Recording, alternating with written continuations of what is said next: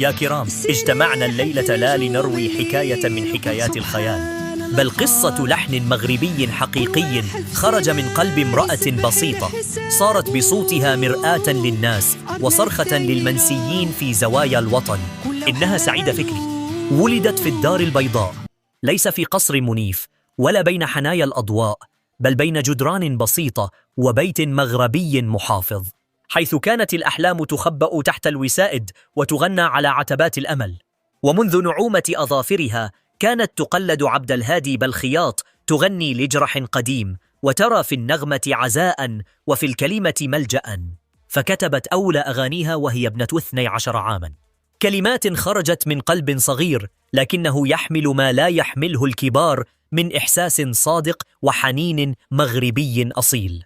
وحين بلغت 14 تعرفت على موسيقى الكانتري من بلاد العم سام، فوقع عشقها بين التقاليد المغربية وروح الغرب، لتبدأ رحلة المزج الساحر بين الجذور والرياح القادمة من بعيد. عام 94 أطلقت أول ألبوم لها، كية الغايب، صوت يشبه الحنين يلتمس الغائب ويعاتب الزمان، فكان بداية الطريق، طريق لم يكن مفروشا بالورود بل بالصبر والتحدي والتشبث بالرسالة. ثم هاجرت يا سادة إلى بلاد المهجر، أمريكا، ليس طلبا للثراء ولا للشهرة، بل لأن صوتها أراد فضاء أرحب، مساحة لا تخنقه، وحرية تنصف النغمة والكلمة.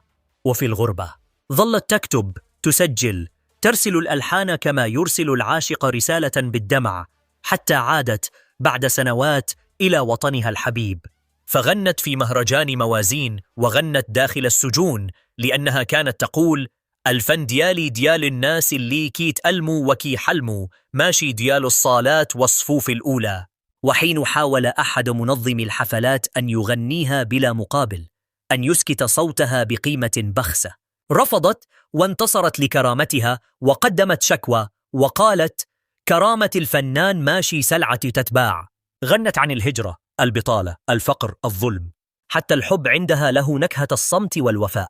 كتبت ولحنت وأبدعت بلغات كثيرة، الدارجة والأمازيغية والعربية الفصحى والفرنسية والإنجليزية، لأنها آمنت أن الرسالة لا تحتاج ترجمة ما دامت خارجة من قلب صادق.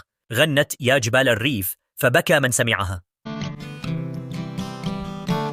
يا جبال الريف علاش تكذبي وتباني قدامي فرحانة، اللي خالق قادر يبني بجنابك حقول وديان. يا جبال الريف علاش تكذبي وتباني قدامي فرحانة، اللي خالق قادر يبني بجنابك حقول وديان. جبال الريف انا شفتك تبكي ودموعك ضيقة المرارة، كتمي همك ولا تشكي من لونك بان البرهان. وغنت سولوني على العذاب فاهتزت القلوب، وغنت الليل الباكي لأنه كان يشبهها ويشبهنا. سعيدة فكري يا سادة ليست نجمة تتألق ثم تنطفئ، بل شمعة تنير الزوايا المظلمة، ومرآة لفنانة لم تتزين إلا بالكلمة الهادفة، ولم تختبئ خلف الزيف، بل واجهت الموج بالكلمة واللحن والصبر. هذا سردنا بصوت ألغاز النجوم العالمية، لكل قلب يحب أن يسمع الفن كما ينبغي، صادقا نقيا يشبه شعبا يكتب بالحلم ويغني بالكرامة. إذا أردتم فالحكاية لم تنته، ففي الحلقة القادمة من سلسلة نجوم بصوت الشعب نروي قصة أخرى لفن لا ينسى ولذاكرة لا تموت.